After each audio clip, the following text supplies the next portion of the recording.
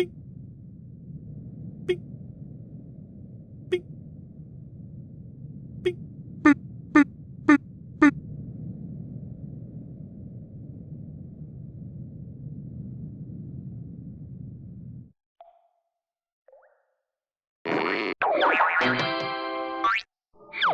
Oh no!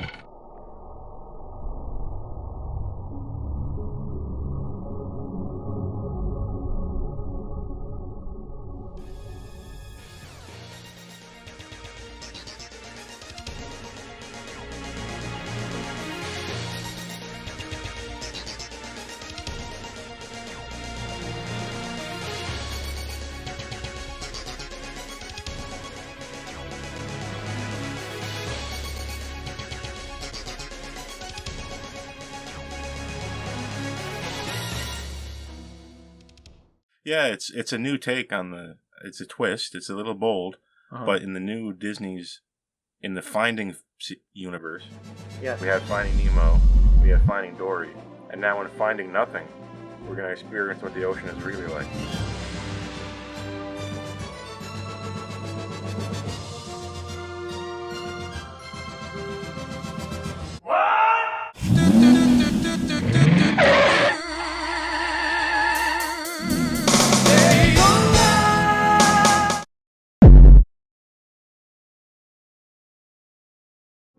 Once there was an explosion, a bang which gave rise to life as we know it.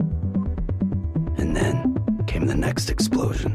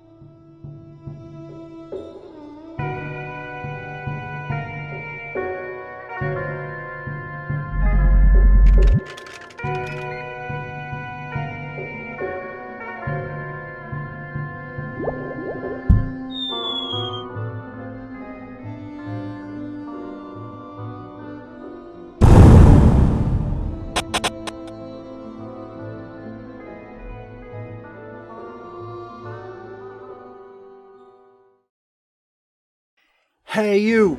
Get off of my cloud!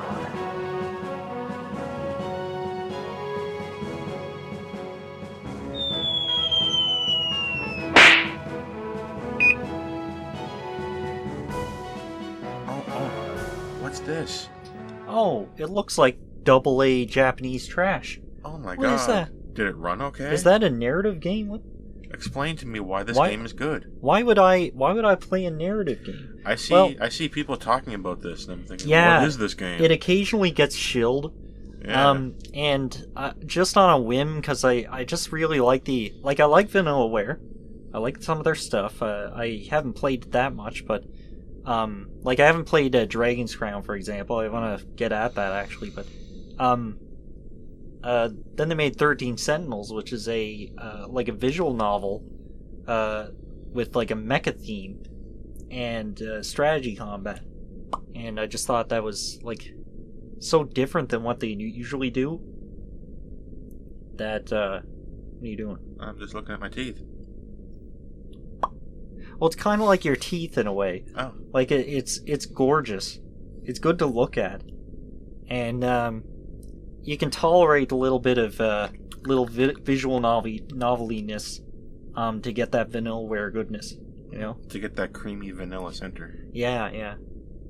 So the reason people shill it so much is because the story is very interesting. It's told in sort of a non-linear way, where you actually have 13 routes.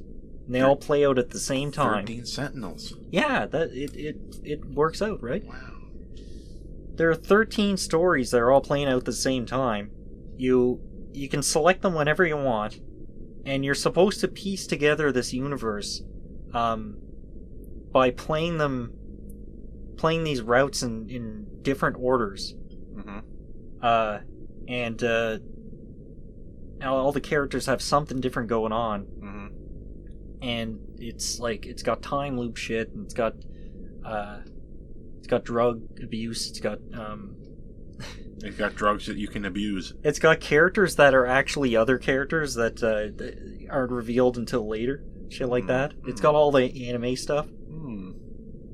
And the machine designs are insanely detailed, and the backgrounds are beautiful. And interestingly, it's got a sort of gameplay thing going on where you have to play the combat in a different mode, and when you it's weird. Like you play the story, and you get points that help you unlock things for the combat mode, and then you play the combat mode, and that unlocks things in the story.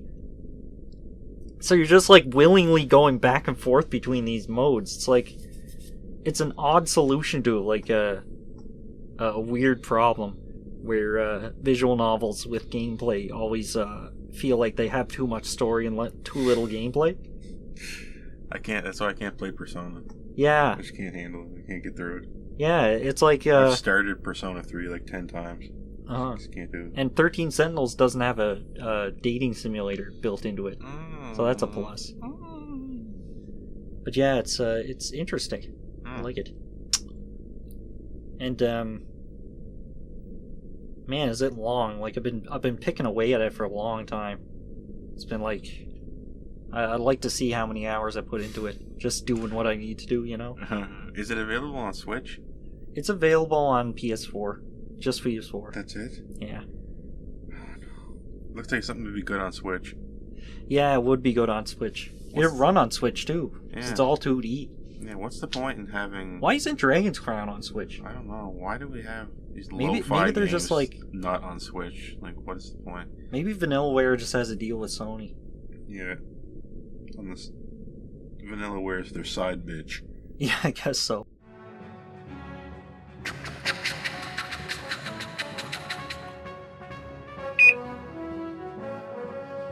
What's the best game that I played last year, 2020, that wasn't the FF7 remake? It's Demon's Souls. It's a remake of a game that came out in 2009. We played it in 2009 on the PS3, and I played it again in 2020 on the PS5. That's what you want. I got what I wanted. That's how you want it. Screw the haters. This remake is good. How the same is it? It's the same game. It's got the same glitches. You mean it is same? It is the same. Me play now. Me buy now. It is same. It's the second best game I played last year because it is Demon's Souls. Mm-hmm. And the first favorite is also a remake. We're bankrupt on ideas here, guys.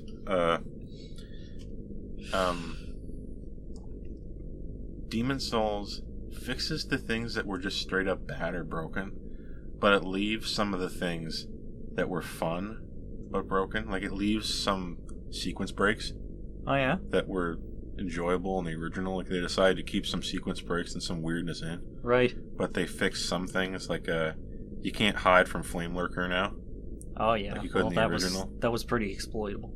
But you can also do the sequence break in the Shrine of Storms to jump right to the Adjudicator battle. Yeah. Which is cool.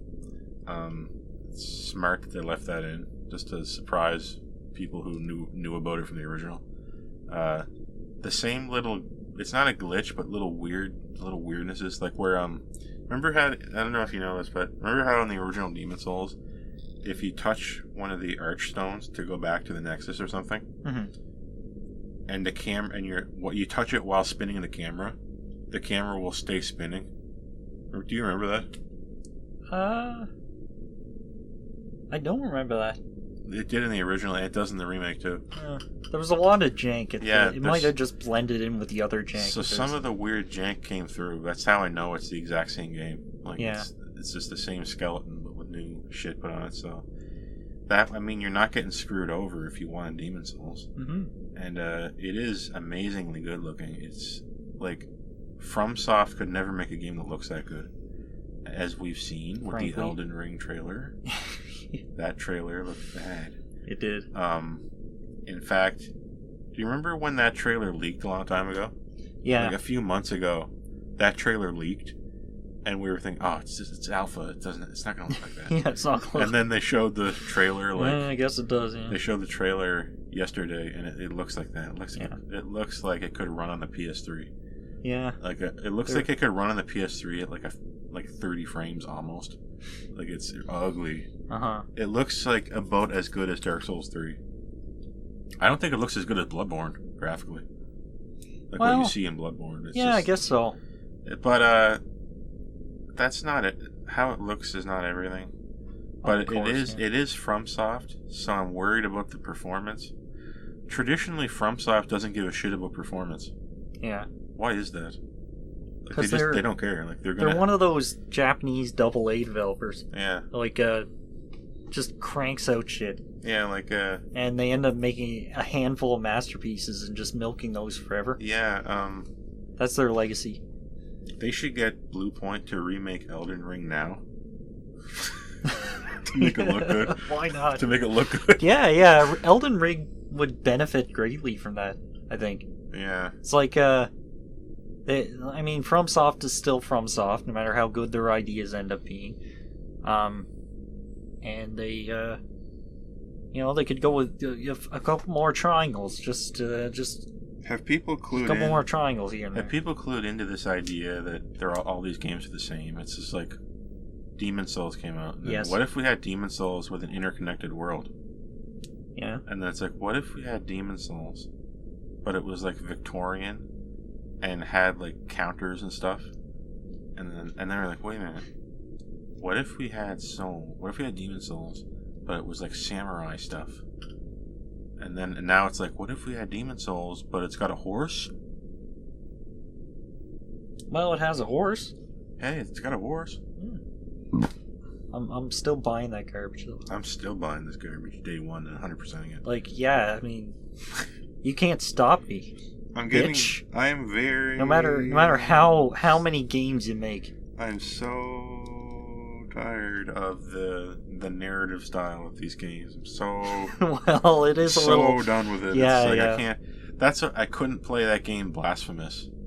Remember that 2D game? I just couldn't stomach it anymore. I just Does it start with screwed up one? Thou art marked. It talks like that, and it's got sequences where a character just is lonely and is whispering to you, and it's echoing. Oh yeah. I'm just tired. Then done. he laughs at the end. I'm done. I'm done. Yeah. I'm done. I need people to talk like normal people. You will lose your game points. Wouldn't it be cool if Elden Ring had normal dialogue?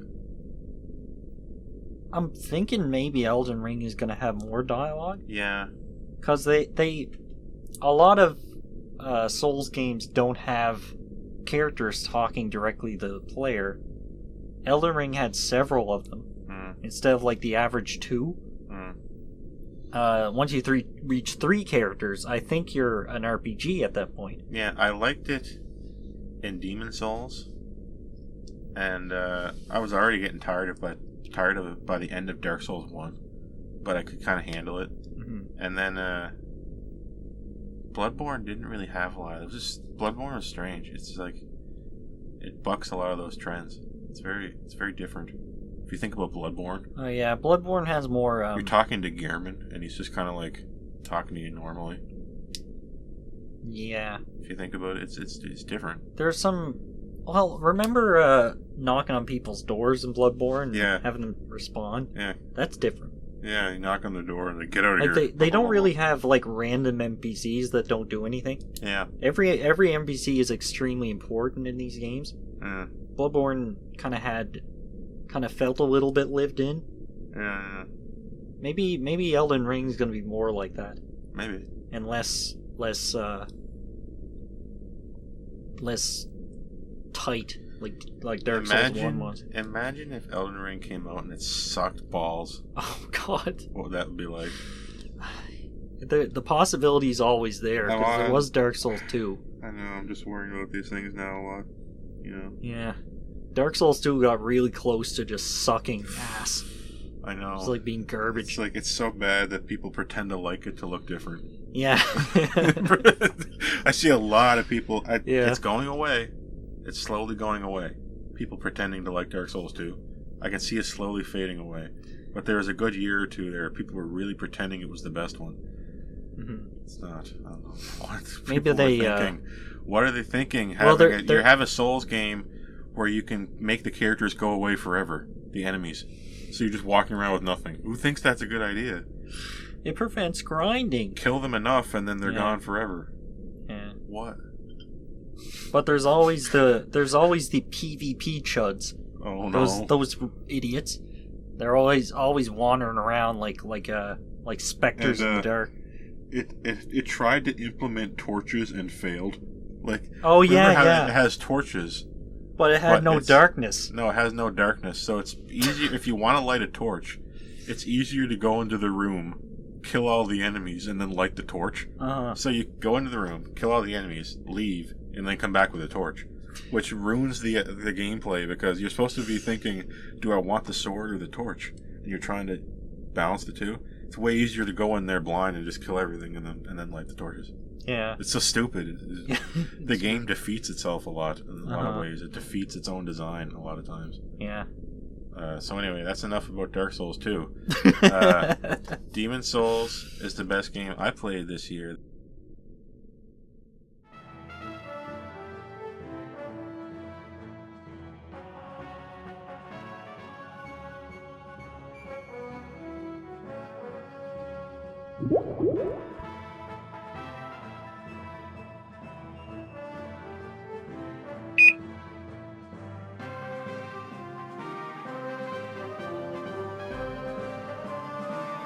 This game here is Dead Cells, and according to you, this was the best game you played last year that did not come out last year.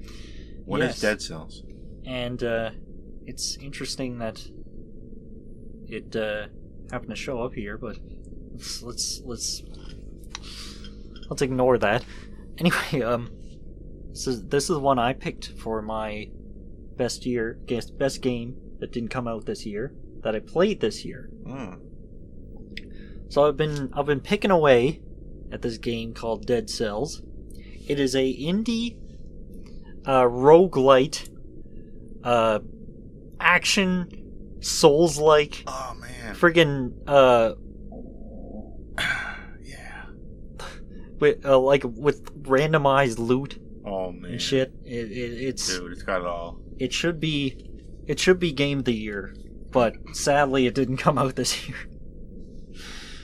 It's another type of thing that I don't usually play, but it just like these people took this genre that usually has trash like Rogue Legends and shit, and they tried to figure it out, and I think they got close, because it's very fun, and it's got like it has this interesting thing where you need to find items that unlock different routes on subsequent playthroughs.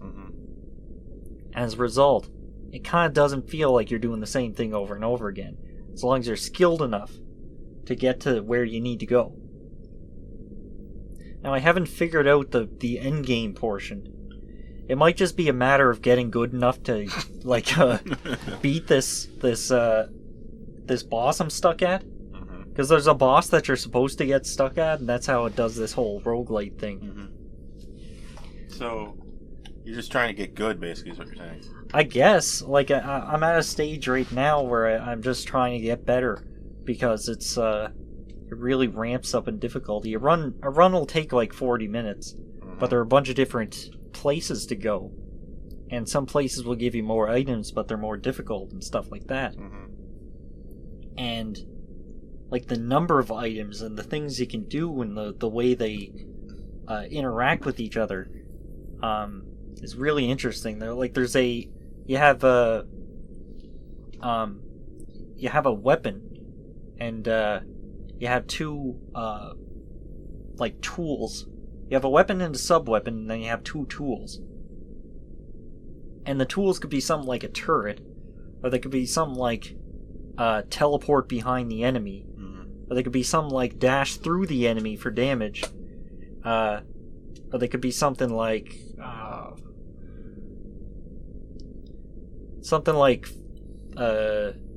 and like for example, the sub-weapons be something like set things on fire. Then say your normal weapon does more damage to things that are on fire, but they do more damage to things that are on fire while you're behind them and shit like that. Man, it's actually starting to run together because there's just... I believe you. You like the game. Yeah. It's very fun. I honestly don't know what else to say. Like, it's just too fun. It's Dead Cells. It ain't Alive Cells. It's Dead Cells. Yeah. The World Generation. The World Generation is perfectly fine. And doesn't feel repetitive. So listen, the truth of the matter is... I feel like I'm desperately trying to explain why this indie roguelike is good, but I can't because I don't appreciate the genre. To all you bottom feeders out there, let me tell you one thing. From a flesh and blood human.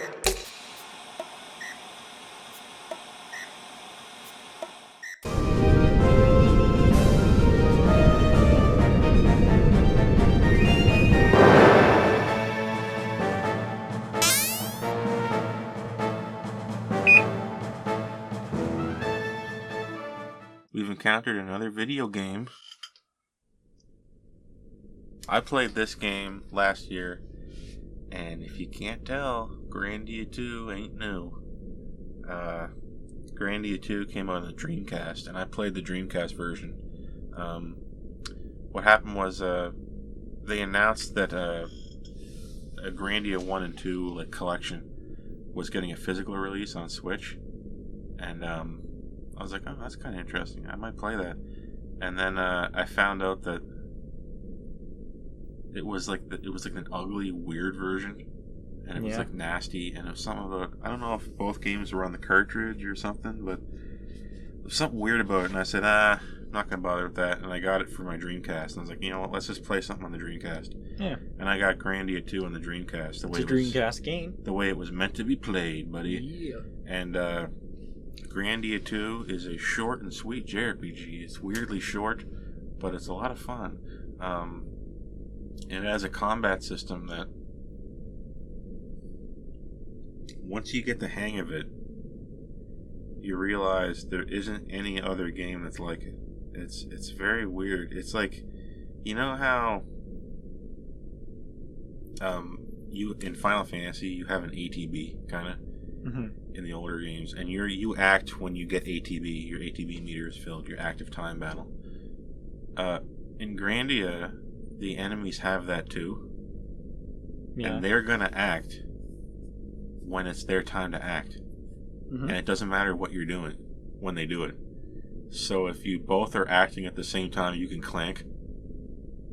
Oh yeah, that's right. It's very weird, and you can see a gauge at the bottom of when they're going to act. Yeah, and when and your character's faces are on that grid too. And you can do things to distract them with a move that pushes them further back on the gauge. Yeah. So you can go into battle and force their attacks to all happen further in the future. Yeah. Yeah, I like that system. And there's a bunch of other weird shit that happens in it, but like things clank, and you can see an enemy coming towards you, and you can decide to attack and interrupt it. It's very strange once you get the hang of it. And the plot is what you'd expect. It's nothing really super interesting, but the characters are fun, and the writing is fun, and it's short enough, and it's not going to break the bank time wise. And that's why I really liked the whole experience I had with Grandia too. And apparently, no other game in the series really gets to that height, which is sad. Yeah. It's another one of those series where there's just one really good game. Yeah. Which is kind of pathetic, but it is Grandia 2, and because the game gets re-released now and then, actually, the original version is not that expensive, right? This would be hella expensive if they didn't re-release it, because there's a large portion of people that just want to play the game. They don't want to own it to sell it again. They want to play it, and they're buying it to play it, right? So when you re-release the game, they play that version, right? So that's why when you make re-releases, it lowers the value of the original, so that you can actually buy it. Right? Yeah, that's how that works, right? I guess that's true. Like, if Nintendo officially re-released Earthbound, like on a cartridge for the Switch, together with Earthbound Zero and some other stuff, whatever, it's beside the point. That would lower the value a little bit of the Earthbound version on Super Nintendo. Yeah, which is good for people who just want to buy that to play it. I'm getting a little tired of going on eBay and seeing that games that aren't that rare were bought and intentionally kept in the box and not opened so that you can't buy them. Because I went online and I was trying to buy some game and I was just like, I don't want to buy the unopened version. I want to buy the open version, and no one has it. Oh yeah? Yeah, it's because people were buying this game because they knew it was going to get rare and just hold on to it and not open it. That makes sense. Right? So there's no one playing it. Like, it's so... It's kind of dire. It was an SMT game on a 3DS. It was like, this game is not that rare. Yeah. I know it's not. It's not that old. There's a lot of copies made of it. And they're intentionally buying it, not opening it, just to scalp it later on eBay or whatever they say. Whatever it's called. And it's just like, you go on eBay, I'm looking for an open version for $70 I would pay. And then it's just like, nope, they're all sealed for $300. Oh, yeah. Nobody has it opened. It's driving me crazy. But anyway, I got Grandia for not that much money. I think I got it for like 60 some bucks. Between 60 or 80, I can't remember. But I was impressed with the price for a game of that age and that condition with the manual and all discs in the box. Yeah. On the Dreamcast. I was impressed with it. And I was impressed with the game. And that's why it's my favorite game of last year that did not come out last year. Well, I will say, the PC port is good too. So like, that's probably insanely cheap. Oh, okay. It's on Steam, so you probably if you want to actually get it for 99% off tomorrow. Yeah, if you want to buy the game, then that's probably the better way to do it. Unless you have a Dreamcast. Unless you have a Sega Gamecast. I have one question for you. What? Is it better down where it's wetter? That's a loaded question. I don't know if I want to answer that.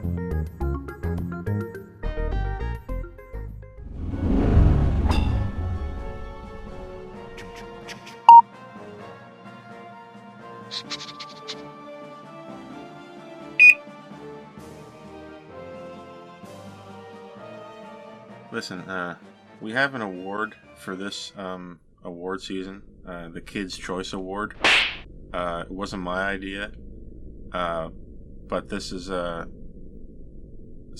it's sponsored by Kids Cuisine, and basically the people at corporate said that we had to do it. So apparently, the Kids' Choice Award video game for this year was Bugsnax. Mm-hmm. Is this a snacking good time? I wouldn't know. I don't have a PS5. I'm not allowed to get one. You're currently barred from purchasing one. Yeah. I had one, and you had, in order to get Bugsnax free on PS5, you had to get a PS5 in November because it was the PlayStation Plus free game for that month of the launch. Yeah. So I got it free, and it's an interesting game. It's just a fun romp through the 2000s. You're playing a weird 2000s-y game, and it's got an interesting story and characters, and you just go about your business catching them little Pokemons. Except in this is called Bugsnax. And it's like Pokemon Snap. It's just like Pokemon Snap. And it's not scary or weird at all. No. There's nothing weird about Bugsnax, and it's okay for the little chitlins. Yeah. It makes use of the DualSense in an interesting way, and the game is very cute, and it does everything it sets out to do. Well, it sounds like you're understating it, but this is what I think like a new console really needs in a lot of cases. Yeah. Anyway, yeah.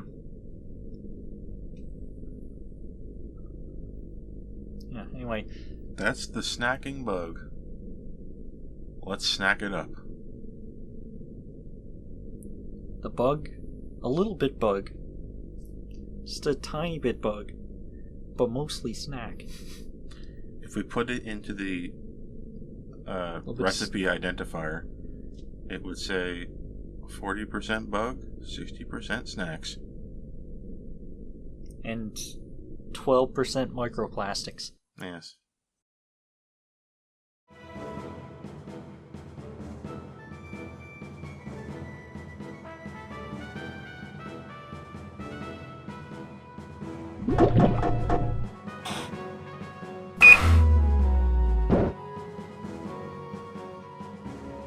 Here's this next game. It's Microsoft Flight Simulator. I do not have a Windows 10 machine that can run it. I'm pretty sure you need Windows 10. But I've watched streamers play it. And this game is crazy because it looks like you can go anywhere. There's some kind of technology in this game that creates like realistic looking maps like I've never seen before, based on like GPS photography or something. Yeah, it's based on I don't know if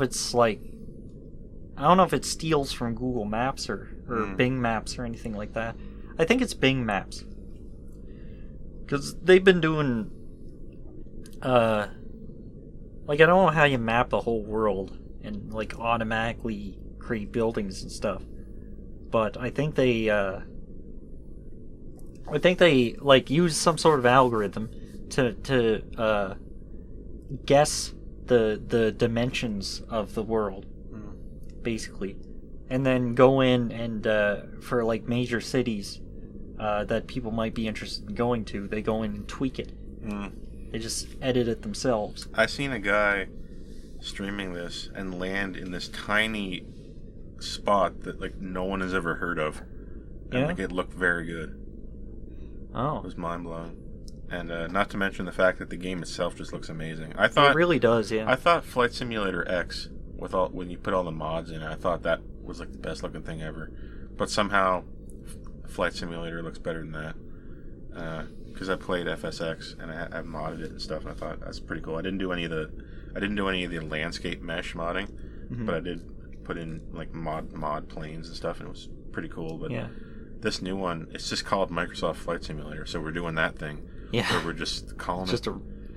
It's not even a reboot. It's just like, it's this Microsoft Flight Simulator. Like, what if a game called Madden NFL came out tomorrow? That'd be cool. That'd be awesome. God.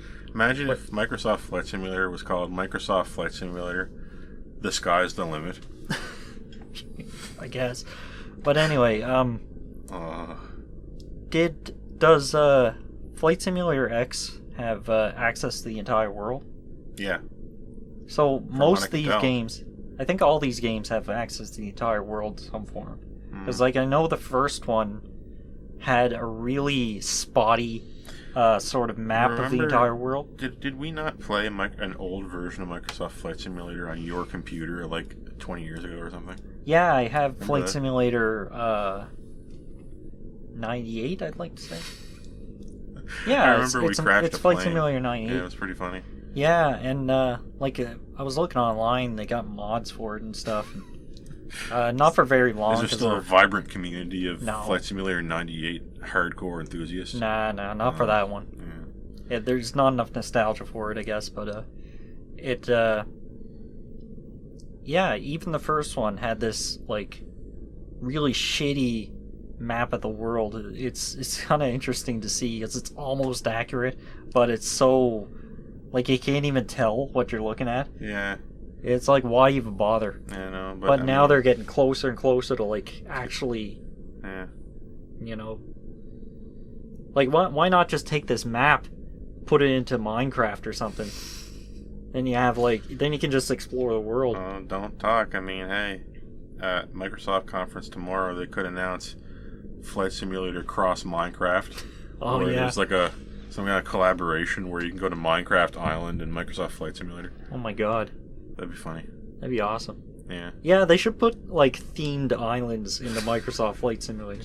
In the middle of the Pacific Ocean. There's nothing there anyway. Uh-huh. So they'll just put themed islands for different... Fortnite. Yeah. The island from Fortnite is there. You got Fortnite, you got Minecraft, you got the whole world from Banjo-Kazooie. You've got Halo. the Halo. It has Halo. Put the Halo in the sky. Yeah. Let you fly to it. Yeah. Awesome, yeah. Maybe it's a different map you can go to where you can just fly. You can fly along the perimeter. Yeah. Of the station. That'd be pretty cool. So that's Flight Simulator. Microsoft Flight Simulator.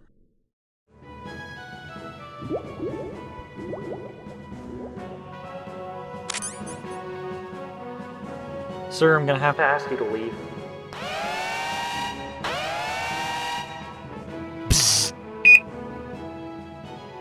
Here comes the next game. What's this piece of shit? 13 Remake. Oh, I don't recognize it.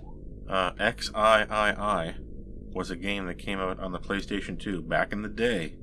And people thought it was cool because it was a nice, fun, bright, cel-shady first-person shooter that was developed, in the vein of classics like GoldenEye. Wait, you mean this is that 13? This is that 13. I guess if you look at it from the side, maybe. It's not Fortnite. Okay. It's 13. I actually got this game on PS2. I have it here. Maybe we can play it. It's kind of interesting. It's kind of like a proto-boomer shooter. Like, there was a number of shooters that came out on the PS2 and in that era. Oh, yeah. That were like... They weren't boomer shooters, but they were like GoldenEye shooters. Oh, like, yeah. Those shooters where it's just kind of like... It's kind of a boomer shooter, but it's kind of also like a modern shooter. Kind of one of those in-between ones from that generation. So it's pretty fun. Mm-hmm. And from what I can see of this quote-unquote remake, they took a game that was known for its art style and how good-looking it was back in the day, and they made it look like Fortnite. It's unbelievable. It's a decision so strange and wrong that the developers apologized. They apologized for the entire thing? Yeah, they apologized for how bad it looks and how weird it is. Like, that's a little... Why did they decide to do this? Like, why? Yeah. It's like if I decided to paint my car I was like, you know what? My car, it's like a bright yellow and it's flashy and attractive. But I'm thinking I'm going to paint it like a brown that's like directly between brown and green. So it looks like poop. And I'm going to paint it that color. And it's going to look like that ugly MS Paint green that doesn't go good on anything. I like that one. Yeah. Let's go with that. Sounds good. Yeah, sounds good, right? No, it's not. It's look this up, and you'll be flabbergasted, and you'll understand exactly why this is the worst looking game of the year. If you look it up and look at one frame of this, and compare it with the original. Yeah. Like, I don't know if they thought that style was cool these days or something. I don't think they thought about including a style. That's just what they ended up with. Does anybody think that like Fortnite looks good? The AAAs seem to think so. Because Fortnite is popular, it must be because of the looks. Oof. Just like Minecraft, right? Big oof. Yeah. Okay. That's a big oof for me.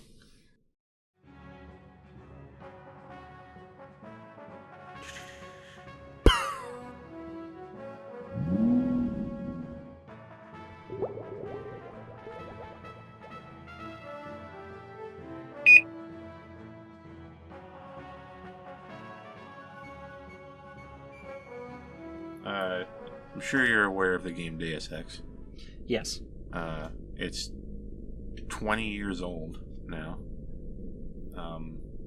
So in 2020, we're having a Retro Game Award, which means that Nice. we can award Good something idea. as the best game of the year 20 years beforehand. Mm-hmm. And And what a coincidence that we found that exact game right here. 400 million years in the past. yeah, or whatever the computer says. Yeah. We are back in the past. The game Deus Ex, it's the best game of that year 2000. It's a first-person immersive sim.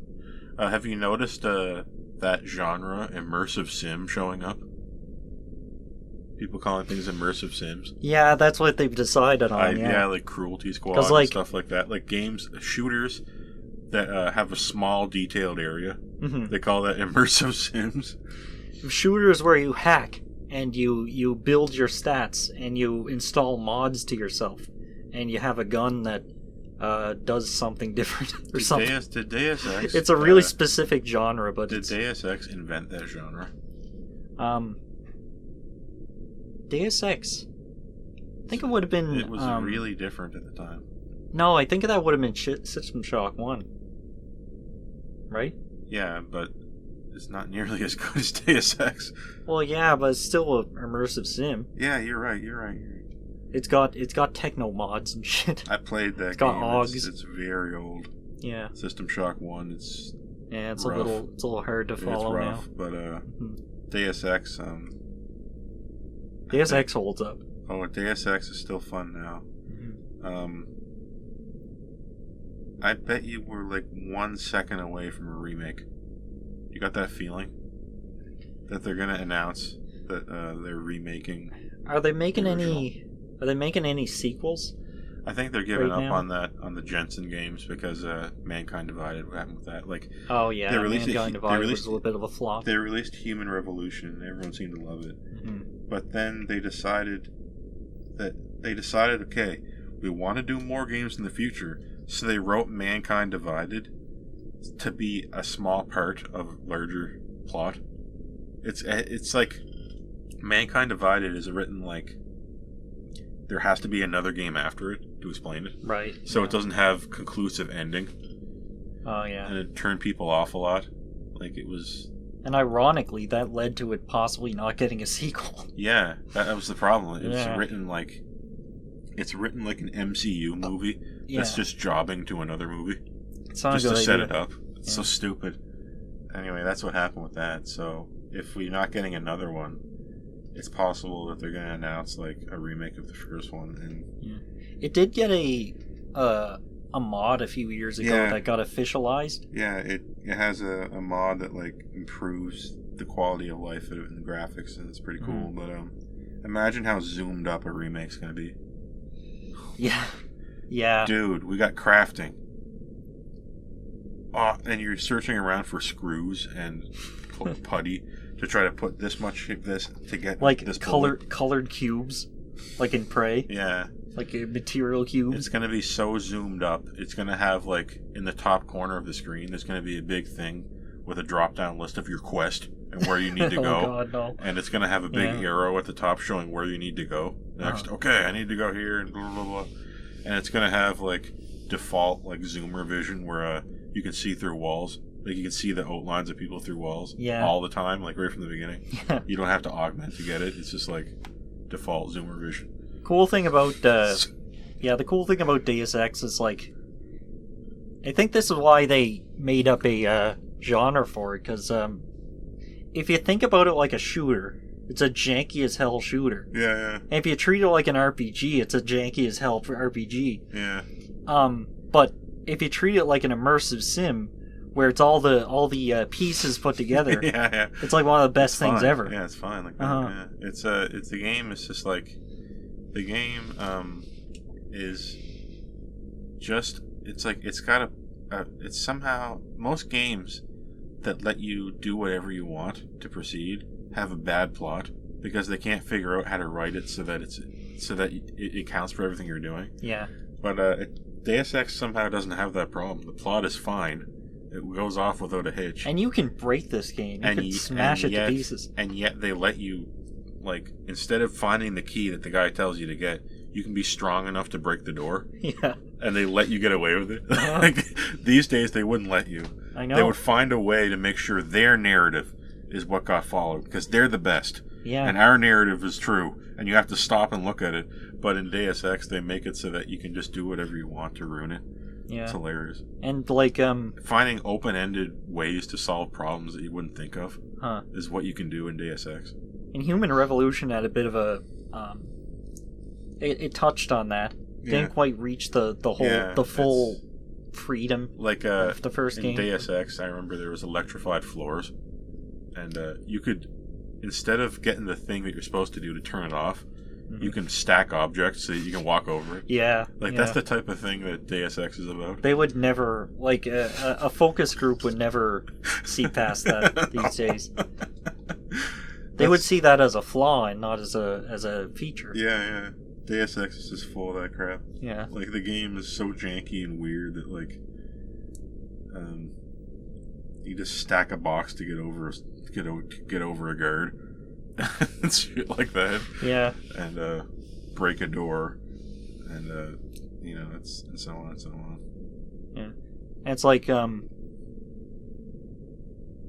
think, like, these days, something it's really famous for is its politics. Yeah, the game is like... It's got great politics. The game is written like it would be illegal to write it today. I know. It's crazy. It's like so frank in its criticisms of society. It's like, it tells you it's like, exactly what you're doing wrong. It's like if you said this, like, you would be like booted off TV. I know. Like, it's crazy. It's just like... And nobody cared. The game, then. I know. Well, like nobody got kicked off Twitter back then. Well, they didn't care because it wasn't happening yet. Yeah, I guess. And then so. when it's actually, you can tell it's actually happening because they're going to get mad at you for saying it. Yeah, I guess so. That's how you know, right? Because it's like, you turn on Deus Ex and it's just like the leader of Majestic 12 is talking about how he's taking over the world and with a fake virus, and they're the only ones who have a fake cure for the fake virus, and your appointment to FEMA will be finalized within the week. Yeah. One thing that really stuck with me was when, I mean, first off, something that really stuck with me is the Asians. Yeah. The way Asia is treated, it's really bizarre. Like, it's all white people speaking in these overblown accents. I know, it's hilarious. Oh my god, dude! Like, it's so of its time. You have to play it. Yeah, it's like you have to treat it with the boomer gloves, kind of. Yeah. But anyway, the way it was revealed that the Illuminati was real this whole time. Yeah. It's like somebody just tells you it over the radio. Yeah, and they're like, kind of oh my god, what? Yeah, they're kind of shut down now, and they have a fraction of the power they used to. Yeah. It's like makes you think, like, what was happening before this? What was happening in our time? Yeah, Lucius de Beers is like still alive, and he's like 1,000,000 years old, and he's like, you talk to him through like a computer or something, and he's just like this vegetative ancient man, Lucius de Beers. And the Illuminati is the neutral faction that is trying to keep the world just operating as it is.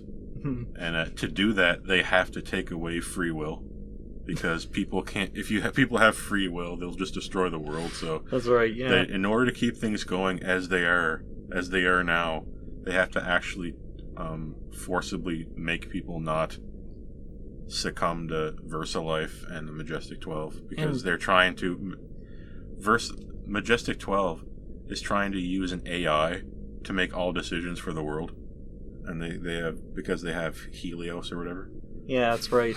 It's weird how was Helios the prototype that you can speak to? I don't remember. There's two of them. They merge together or something, and they become. But anyway, you have a deep conversation. Being. You have a deep conversation with one at the later part in the game. Yeah, it is strange. And he has these really specific political opinions. I know. And he's just so frank about them. Like, this is supposed to be an AI that's supposed to run the world. Yeah. It's like, I think it's the canon ending where you just you merge with the AI and take over the world. It is. It's J.C. Denton merges with the AI. Kind of based, if you ask me. And the universal compiler, whatever it is, that thing that just controls atoms. And he becomes a godlike figure, and it's very odd. People should play it. You don't even really have to play the sequel, and you don't have to play Human Revolution, but at least play that one. Remake any day now, maybe. Well, if you're right about that, that'd be pretty neat. That would be neat. Because E3 is going on as we're recording this, basically. Look at that weird thing. What does the computer say? Bagooper.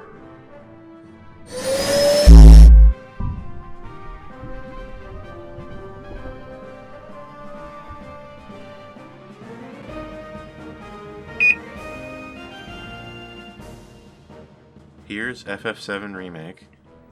Despite everything wrong with it, it is far and away the best game this year. That year being 2020. I just actually have updated to the PS5 version, and it plays great at 60 frames, but it was fun at 30. I 100%ed that bitch. And what are your thoughts on the matter? I'd love to see it on a competent piece of hardware. But well, you never will. I played it. I won't allow you. I played in peasant mode. Oh, okay. As did I. Yeah, of course. Everyone did, because it was made for PS4, which couldn't handle it, and frankly couldn't. We both said frankly at the same time. Frankly, brain. It's frankly. Yeah, remember the door. Always remember the door. Yeah. They revived it, but it was on life support for a while. That door. FF7 Remake had like textures that would never load. Mm-hmm. It would just be gone. Stuff like that. An object sitting there that would never, its texture would never pop in. Yeah. Hilariously. And the load times were pretty bad. It had lots of hidden load times, like where you'd need to squeeze your way through between two rocks for no reason. I'm so glad that's over with PS5.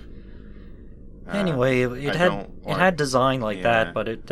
I'm looking forward to hopefully, like, solid state drives.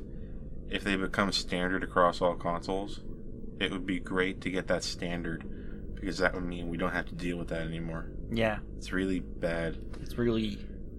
It's always a problem. Load times. I imagine especially, for people trying to optimize it. Especially when they hide it with that stuff. Yeah. Because that affects the pace of the exploration. Yeah, FF7 Remake is paced very strange. It's, well, to begin with, it's just Midgar. But they just took Midgar and said, what if we put 1 million bosses in this? Mm-hmm. It's that meme where, how many bosses can I slap in this bitch? And he's slapping it, and he's slapping FF7 Remake. I can fit 45 bosses in this 40-hour game. They took a lot of like bigger enemies and just converted them into bosses too. Yeah. That's all. I think that was their idea. They were like, how do we get Midgar to feel like a full game? Mm-hmm. Well, we can stretch out the content really far, but really we should just have 1 million bosses. And a lot of their ideas were good too. A lot of them were good. Like they turned the honeybee place, whatever it was called, into Honeybee Inn. They converted that into like this big massive thing that had an arena in the basement and shit like that. Yeah, it's like they took the tiny things and made it huge. Yeah. And what's weird is that when we go into part 2 and possibly part 3, they're not going to be able to do that. So I think in a weird way, part 2 and part 3 might feel more like the original, because it won't be necessary to pad it out. Yeah. If you think about it, they might feel smaller than the original. In Midgar, they had the opposite problem where they had to stretch a little bit into a lot. Mm-hmm. And their part 2 and part 3, if they're coming, they're going to have the opposite problem where they have to take a lot and stretch it into a manageable, like 50-hour campaign. You know what I mean? It's the opposite. So it's going to be weird to see. You may see less of that, less of taking a small thing and making it huge. Yeah. Which could end up being more like the original. But we'll see where they go with the plot, because the big elephant in the room is that they changed the plot. This is not a remake of FF7. This is actually FF7 2. Like, technically, you're playing FF7. Like, I'm playing the remake again on PS5, and I'm like hanging around in the first mission pretending I'm playing the original. Because you technically are. You're playing the original until a certain thing happens. Yeah. And then it diverges from the plot. Yeah. It kind of... It's kind of something that got under my skin, because it was like, we know that you already played this shit. Well, what if you didn't? Why would you want the same story again? So we will have something akin to a time loop, and just like tack on some stuff, make things a little bit different to throw you off. Yeah. And it seems like if you didn't play FF7, what would you think? I would have no idea. That's what I was thinking the whole time. How is somebody supposed to know what's going on if they didn't play the original? Yeah, like what? Why is it significant that why is it significant that some of these things happen? I know it differently. You wouldn't understand any. Because they're all small things, you like can't, I know. I figured like that, Cloud going in the wrong room and shit like that. Yeah. Yeah, it's weird. I figured that if you didn't, I thought honestly before this came out that you would be okay if you didn't play the original. But you're not okay. You have to play the original. It's very strange. It's a spin-off. So even with all this weirdness, it was still a lot of fun. I would say it was fun. It was definitely that's fun. That's the thing. Like they figured out this real-time Final Fantasy They figured it out thing. finally, and I think that this is the. I remember loading. I had a number of saves kept at different fun parts in the game. And I remember this was the first Final Fantasy game I ever played where I loaded up an old save just to play a battle again. Mm-hmm. And I was replaying it just for fun. Because the battle was just fun. Yeah. It's that's what hard mode's there for. You don't often see that with games in that series. Like it is the most fun game. But we'll see how they ruin it in part 2. But to some, they already ruined it. Yeah, to some they already ruined it. Some people couldn't handle I understand if you just can't handle. There's a bit of arrogance and and conceitedness in the way this is written. Oh yeah, it's like they got all the characters perfect, better than you could possibly expect. Whoever wrote the incidental dialogue between characters was a genius. I know. It's all perfect. It sounds completely realistic and believable. Like it doesn't sound like an anime. And it comes from this game. It comes from this game that had loads of potential. I know. And I'm replaying it right now, and the main thing I notice is that the story has so much potential.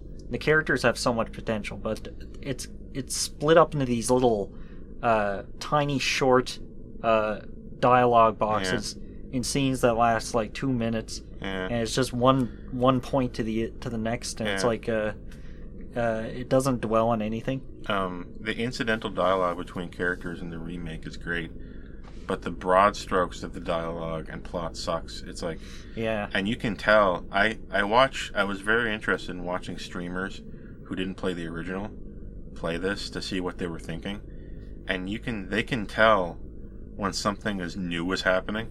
Because it's not as good or it's weird. Like anytime something weird or unnatural starts to happen. Yeah. Oh, this is the new stuff. Yeah. Here's the story changes. I know. They make sure to emphasize it for those of us who actually played it. I know. It's so weird. It's like and a lot of us, the times where the game is funnest is when it's like the original.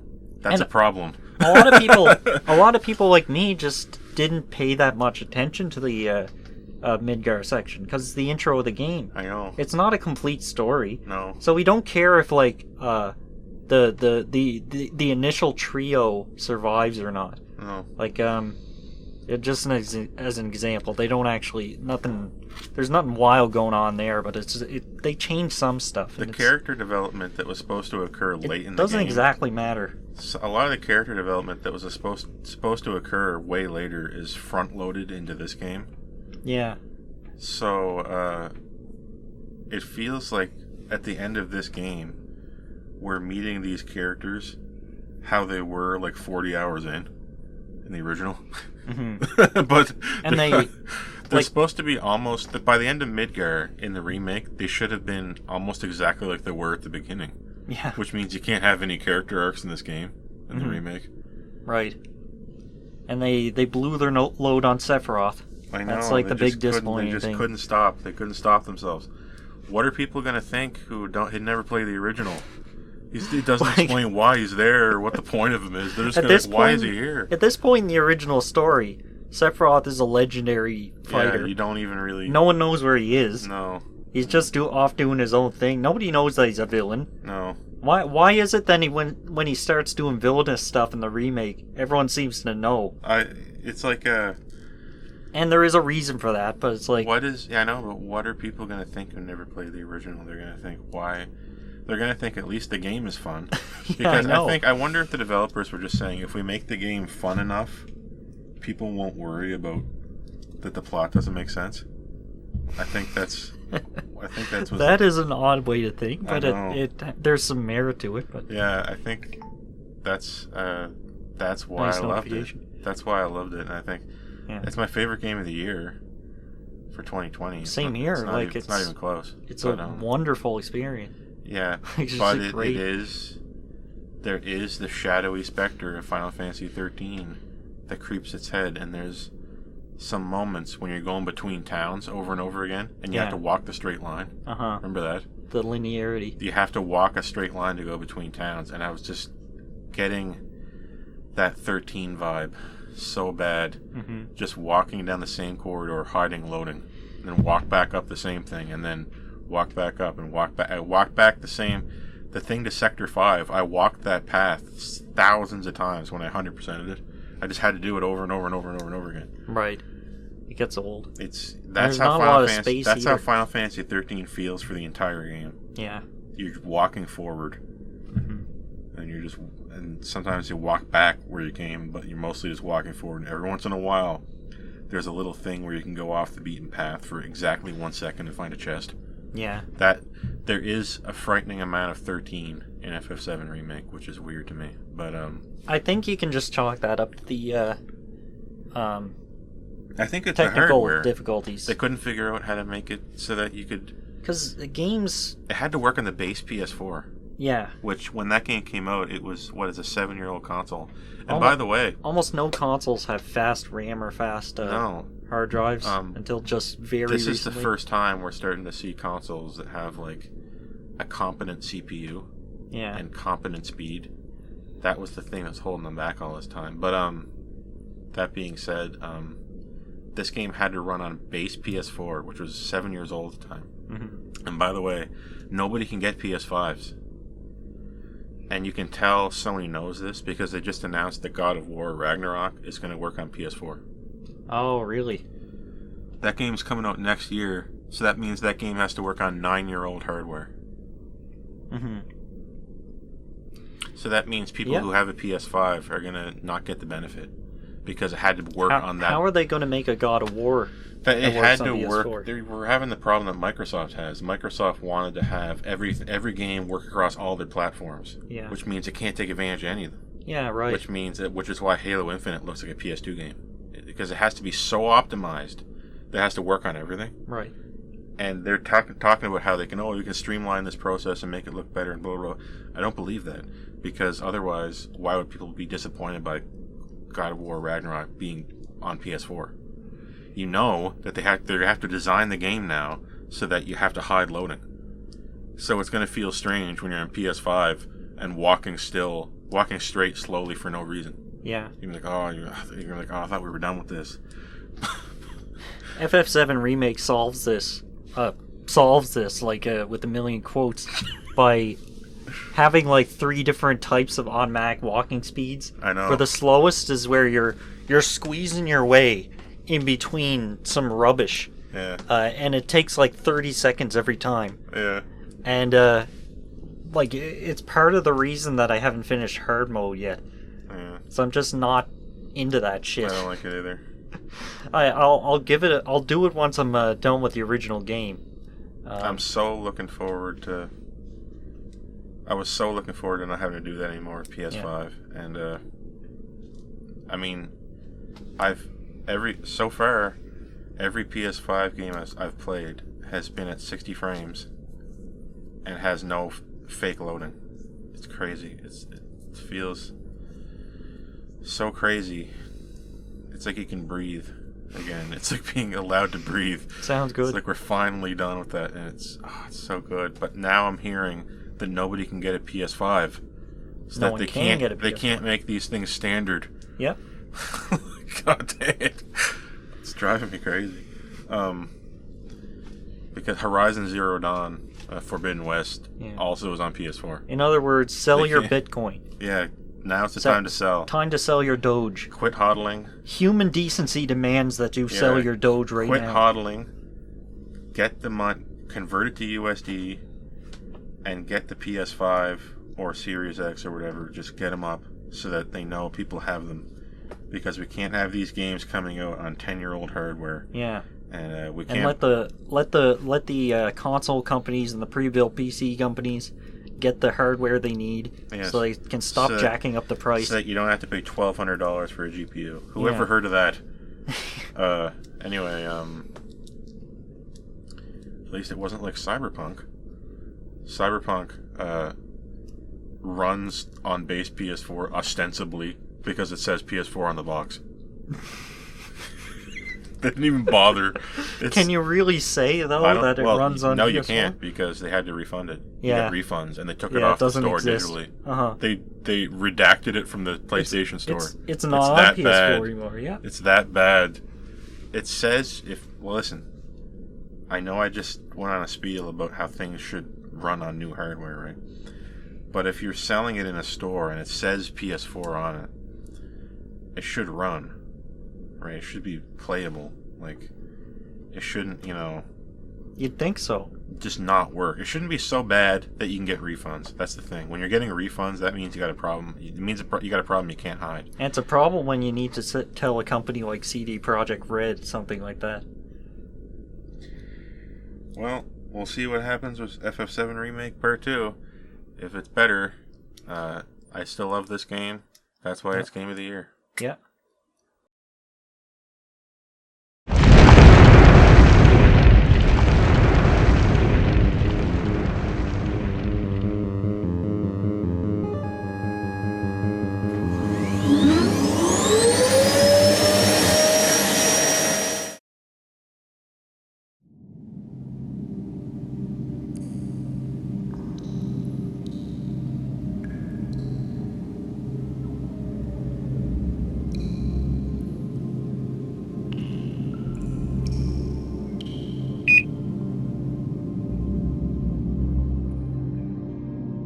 What's that game there? What? It's Cyberpunk. What's it doing here inside Megamouth? What's it doing in the Cambrian era? Well, let's not talk about that. Well, let's just talk about the game. Let's not worry about that. Let's focus on the games. Like, this is about the games at the end of the day, because we were very fortunate to find games in this place. Yeah, and in fact, we knew we'd find them here once we got that. We sent back a time probe. Because Dr. 2000 is the trans-temporal game distribution specialist, so he has time probes. And he gets our games for us by going back in time and forward in time using probes that are like a unmanned vehicle that goes back in time and finds the games. And he thought it was weird that he found all these best 2020 games, the best and worst of 2020. He found them in the Cambrian period. I don't know why. This is embarrassing. I must have been using mine wrong. What did you do with your time probe? You don't want to know. Let's just say it has to do with never mind. It has to do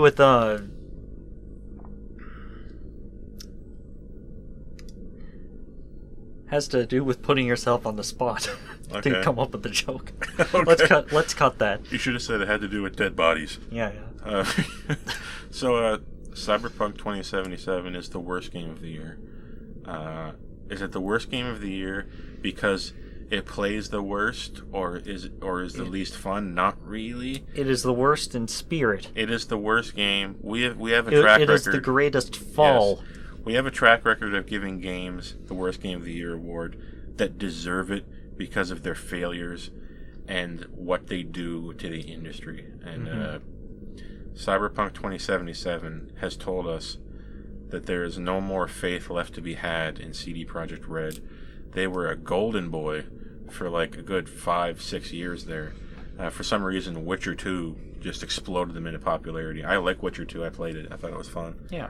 I didn't play Witcher 3, but from what I understand, it's one of the winningest Game of the Year contenders ever. Like The winningest? Yeah, it means that they won the most awards. Huh. Witcher 3, I think, has won more Game of the Year awards than any other game. It's funny because I played it and didn't like it. Yeah, I don't like games that you move the stick and you have to wait for something to happen. Yeah. I don't yeah, like. It's I don't very like, unresponsive, but I don't like realistic animation. I think is Yeah. what I've decided I don't like. well, they did say there was some internal debate about the specifically the controls in Witcher 3, and eventually they decided on the more realistic and less responsive one. So, like, at least we have that sort of. At least they're aware that it was a potential problem. Yeah. But, they came to a decision, and it was the decision that kind of ruined the game for me, but I'm not going to blame it for that. A lot of people really love that game. Yeah. And just to see what happened with Cyberpunk is unbelievable. From what I understand, some people had fun, but nobody can deny that it is not the product they promised. And they were lying basically up till day and date with release. They were lying because they would not show anybody footage of it running on consoles. And when you stamp it with the box art for the console, that means you think it runs on that console. Yes. It doesn't mean that you're releasing a fake garbage version of the game just to trick people into buying it. Mm-hmm. That's what you did. You just tricked them. Like, because you had so many investors on your back, you had to get the game out, and you knew people were just going to buy it. So you released a non-working version that people had to get refunds for. Yeah, it's just poor etiquette. Yeah, the etiquette is Etiquette. is not desirable. Poor etiquency. The etiquency is shameful. But they spent a disturbing amount of time just trying to cover their ass. Oh my god. Like they built a working engine separate from the main project so they could play something that looks good in front of journalists. Yeah, there's a fake journalist version of the game that was completely fake and designed just to trick journalists and influencers. They probably did that with good intentions. They probably thought they could meet that. Mm-hmm. Right? They probably said, okay, we're going to show this vertical slice of the game. Yeah, it was a concept demo. This is what we're going for. Yeah. But they never even nearly got to it. Usually that kind of demo that you'd build just to show at E3 or something would be, lesser than the final product. Yes. Because you're still trying to figure things out. Yeah, and but the fact of the matter remains, they were not forthcoming and upright with the true state of the game before launch. I mean, people thought that influencer version of the game was the game, basically up till it launched, until there was some doubters right beforehand. And they did everything in their power to prevent people from showing anything to the contrary. Yeah, you were not allowed to use your own footage of the game for your review. Yeah, if you and got an early version, it shows how trustworthy this company was. Yeah. When people are willing to just accept that. Yeah, people were willing to accept that you weren't allowed to use your own footage. So there's a major violation of. There's a lot of trust to go around, and all of it was violated. Yeah, I know, you violated my butthole. You violated all that can be violated. And you should all be in jail. If you lay with a consumer like you would with a woman, that is a detestable act, and your blood guiltiness is upon thee. Yes, and you'll know everlasting torment, just like the people at CD Projekt Red. Yeah. Because they've lost so much goodwill. They're either they're gonna pull No Man's Sky and somehow fix the game 5 years from now, or 2, they're gonna get bought by Microsoft, and then gradually fade into the fog, and then everyone forgets about them. Oh, geez. At the time of recording this, the Microsoft E3 conference is like tomorrow. Yeah. So imagine if I'm predicting that CD Projekt Red got bought by Microsoft.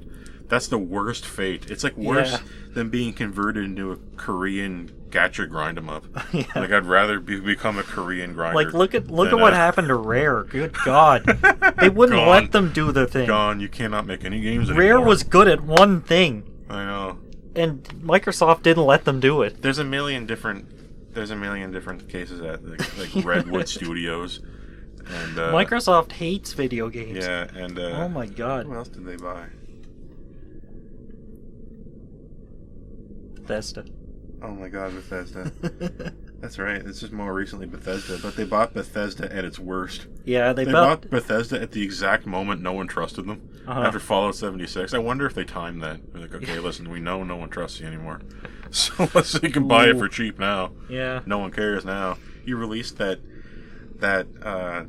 stench of Fallout 76. You released that pile of puke into the world.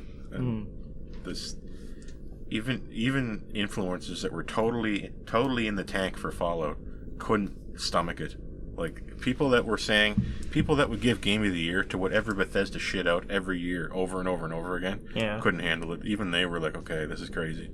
Like, and the worst thing I've ever seen, I forget who said this, but I was reading somebody, and they said that frankly it makes me go back and reconsider my opinions of past Bethesda games. Yeah, that's harsh. That's the worst thing you can say about it. It's bad. making me go back and reconsider my praise for old Bethesda games if these really deserved it. Like, because they didn't. I didn't think they did at the time because it was the same game every time. It was Oblivion came out, and then Fallout 3 was Oblivion with guns, and then Skyrim came out, and it was Fallout 3 with swords, and then Fallout 4 came out, and it was Skyrim with guns again. Yeah, you know what I mean? It was just the same game. All of these games, every game Bethesda made since Oblivion has been fundamentally the same game. On that note, The Witcher 3 got Game of the Year, and then The Witcher 3's expansion got Game of the Year. Yeah. So it got Game of the Year twice. I mean, you can't say Witcher is like Oblivion with swords, or Fallout with whatever. The Witcher 3 is competent. It looks really different. It's a different thing in a different engine. It runs really well. Yeah. I got a GTX 560, and God. it runs at like 40 frames per second. Deary me. Yeah.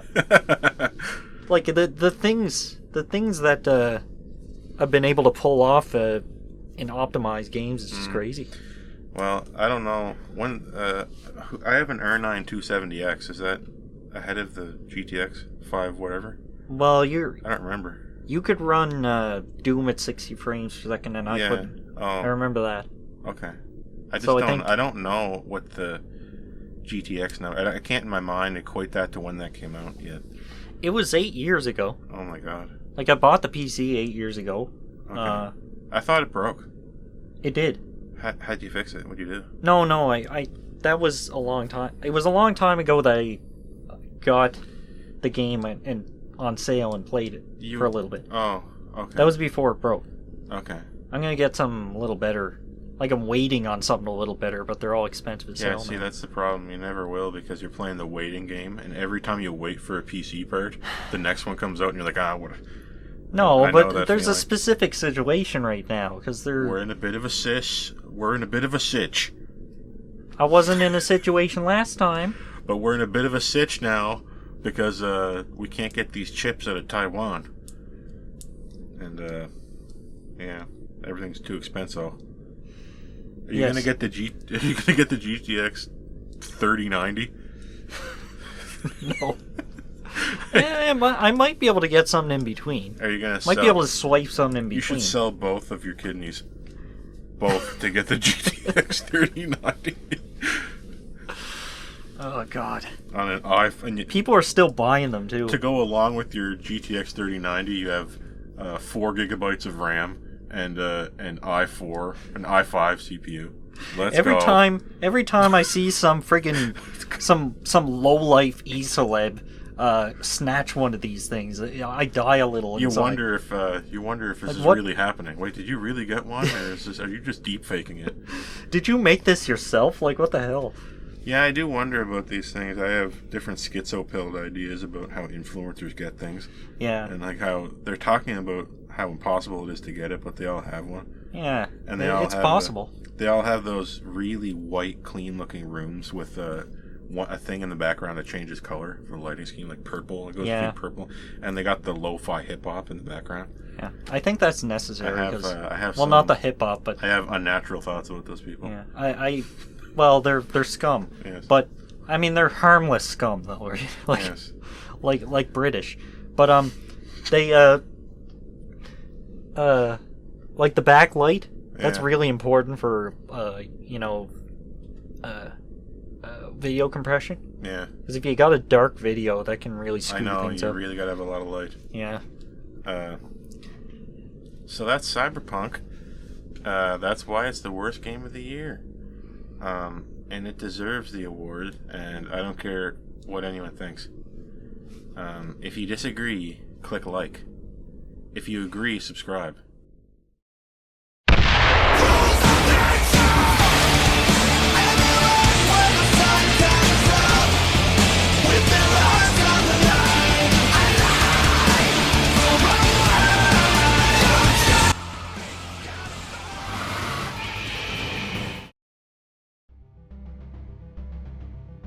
Go for main engine start.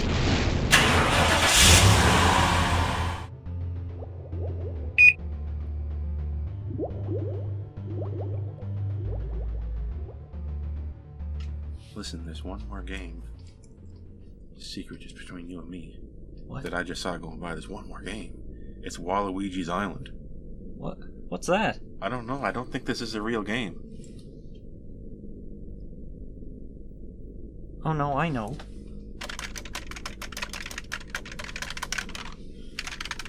That's right. Yeah, I played this back in the day. What? Isn't it released on? Isn't it a 3DS game? It's not on the map.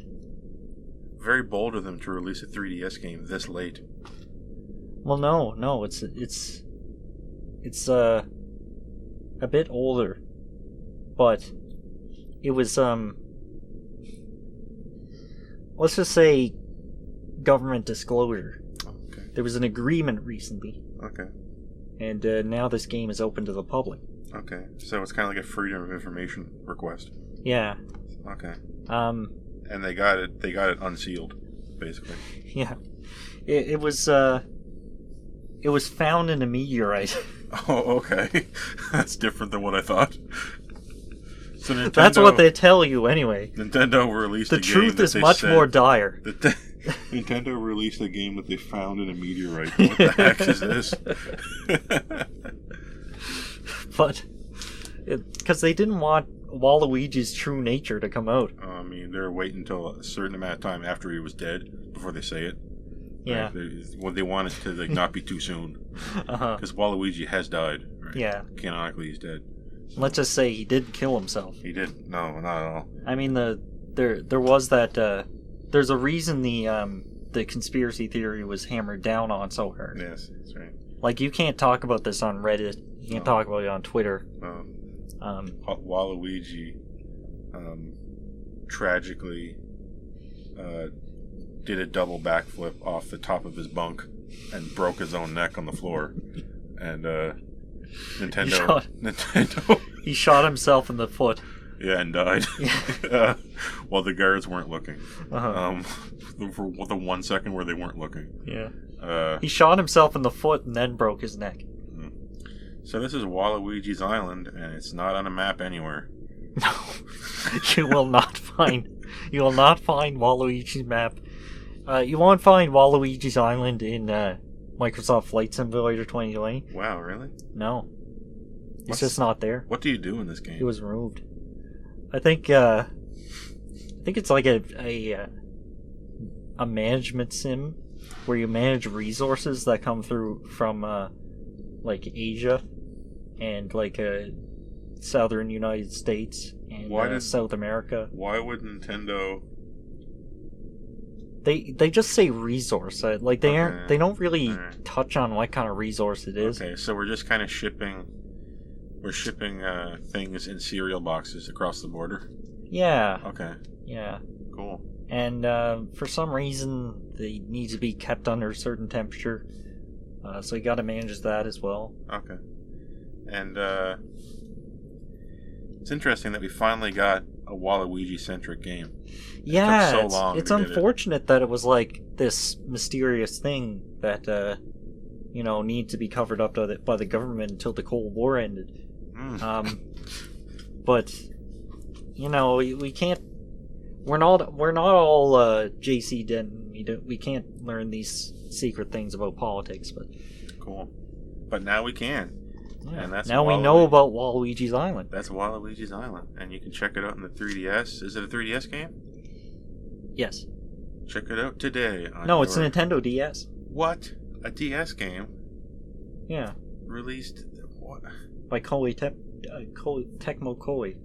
Isn't it Koei Tecmo? Koei Tecmo. I keep getting it mixed up. Very bold and brave choice. Yeah. But that is the game of the year. It snuck out under us, and that about wraps it all up. What's that over there? Oh, it's another game. Oh, I got a good feeling about this one. You should check it out. Let's go.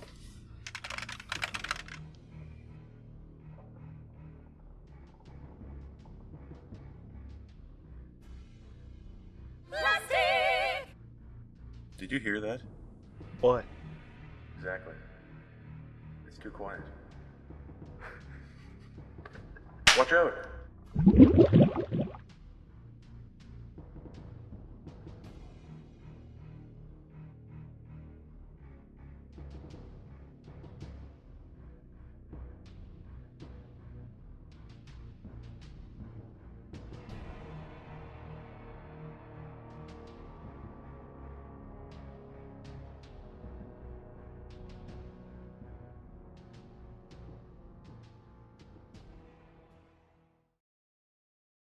We've come all this way, and for what?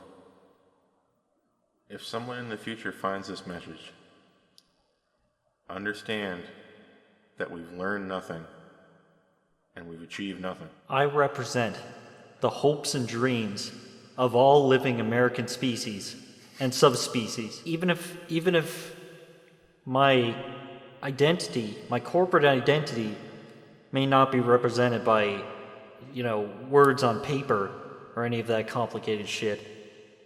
It is represented by the soul inside every human and Cambrian species, like the ones we've met today.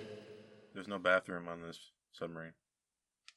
Thank you on behalf of everyone from Wesley Electro, Dynamique, a family company, and Wig and Tabit, Parks and Amusements. Goodbye.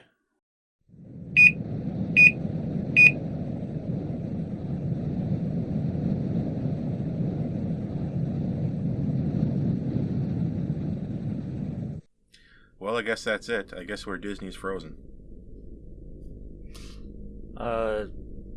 Is it really that simple, or are we just going to get frozen for 500 million years? Well, I don't know, really. I mean, I'm listening to the computer. The computer is basically saying that we should just buckle down, get ready to get cold, and hope that somebody unfreezes us.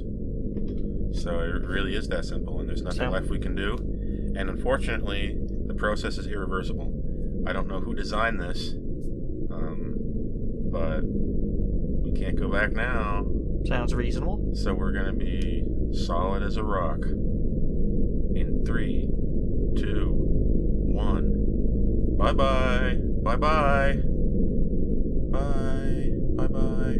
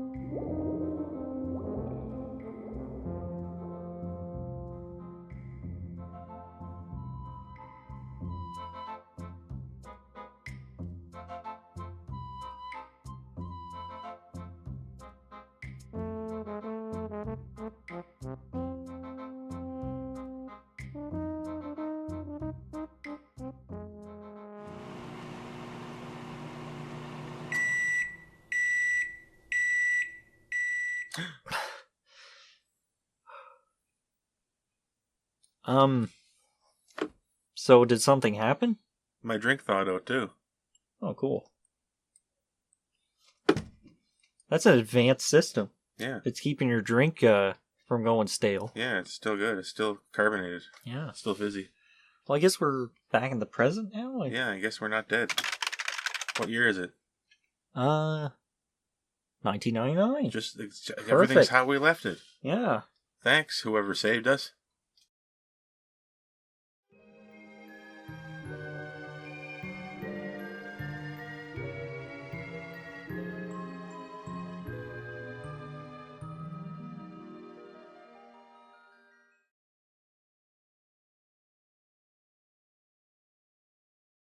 Wilson, where are you?